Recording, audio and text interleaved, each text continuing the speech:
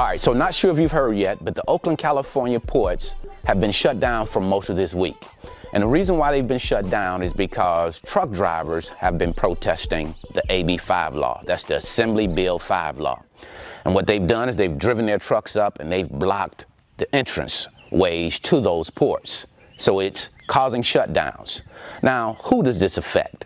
Well, of course, it's going to affect small business owners, people that are in those ports, that have businesses within those ports, that don't have anything to do with truckers and AB5 law, but their business will be impacted, right? Because if those containers are not moving in and out of the ports, people aren't making money, including the drivers that are there.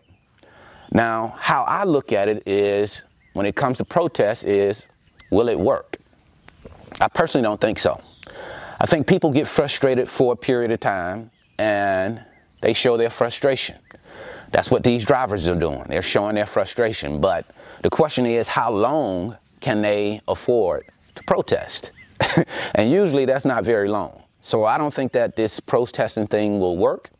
I think before you and I know it, the protest will be over and AB5 law will be implemented. That's just how that's going to go. It's going to make it a lot harder for you to qualify as an independent contractor. To me, it almost says that, and I'm just talking about truck drivers because that's the industry that I'm in. It kind of says that a truck driver is too stupid to make his own decisions, to make the decisions that are best for him. So because lawmakers think that truck drivers may not have the proper business acumen, they're going to take that decision off of the table. They're going to save him from himself, so to speak. So I'm not going to give you the option of being an independent contractor. You are going to have to either decide to be a real independent contractor where you're working on your own, or you give up independent contractor status. Now, I don't necessarily totally disagree with that part. I do think that if you're independent, you're independent. You don't work for someone else. But we've been doing this for a little while now. You know, people have been working under these business models for a long period of time. So just to come in and say now that is illegal, to me that says that there's something fishy about that. Making companies hire you as an employee instead of as an independent contractor, because there are certain benefits that come with being employees. And they're saying, the lawmakers are saying, that this has been illegal for some time. I guess companies have just been skirting the law, or kind of, you know, interpreting the law based on how they see is best for their business, right? But what I think is important to understand is that here in America, capitalism rules. We live in a capitalistic society, and capitalism is all about making money, making more and more money. That's what companies are charged with, business owners are charged with doing, making more money. So if they see a way where they can hire someone as an independent contractor instead of an employee, and of course reap the benefits of that, they will. That's how that works. And lawmakers have a job to do as well. They have to try and protect the people, the citizens of the United States. And they see that this independent contractor thing is being overused, or misused, I should say, right? And it's hurting employees. And when I say protecting the employees of America, I don't really mean that lawmakers are so interested in making sure that the people are taken care of. What I mean by that is they're interested in making sure that America's interest is taken care of.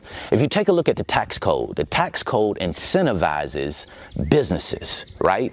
If I'm a business owner and you're an employee and we're making the same amount of money, I'm going to pay less in taxes because I'm a business owner. That's the American way. That's how the tax code works. Okay, so with that said, lawmakers have an interest in making sure they have enough employees to pay taxes so they can get more and more tax dollars out of the American people.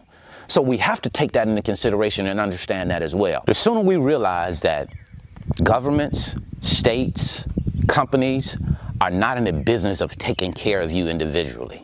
That's not their job.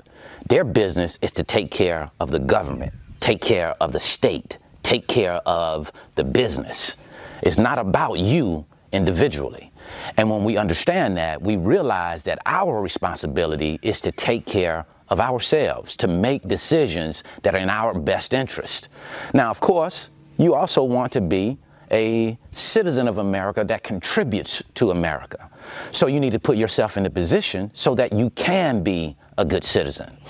Do you remember there was a time where you would go in and you would work for a company for 30 years, 35 years, 40 years, whatever it may be, and you would get a pension, right? Now, when you work for that amount of time, you get a watch, maybe, and your 401k. So it is giving you the responsibility for your own future.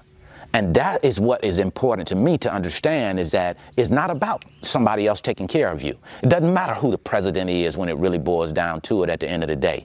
It's not his job to take care of you. When you understand that, you take more responsibility for yourself, and then you set yourself up to win instead of setting yourself up for failure. So to me, if you want to protest, I think that's your right. You can go ahead and protest. I just don't see much coming from protest. When you take a look at what the law says, it says, hey, okay, there's going to be an AB5 law. You're not going to be able to qualify as an independent contractor unless you pass that three-pronged test, that ABC test, right? So if you still want to be an independent contractor, just be able to pass that test. Or be a real independent contractor, because technically, when you really look at it, technically speaking, you're not independent if you're working for someone else. If someone else is holding the strings, you're not independent. So it's either you're independent or you're not. If you're independent, then go out and get your own motor carrier authority and work for yourself. That's what I wanted to share with you today. I hope this information has been helpful. If you're interested in learning more about the freight broker business, I'll leave a free link in the description. It's my 5-video series, and it's titled How the Load Movement Process Works. Give you a chance to come into the office with me and watch me as I move loads, talk to shippers and carriers, to give you a better understanding of how the business works before you come into it. And then if you're interested in learning more about the cost to start your own freight broker business, I'll leave you a free video right here showing you exactly what it's going to cost to get started. So until the next time, I wish you the very best in your life and business. See you at the top, because the bottom is much too crowded.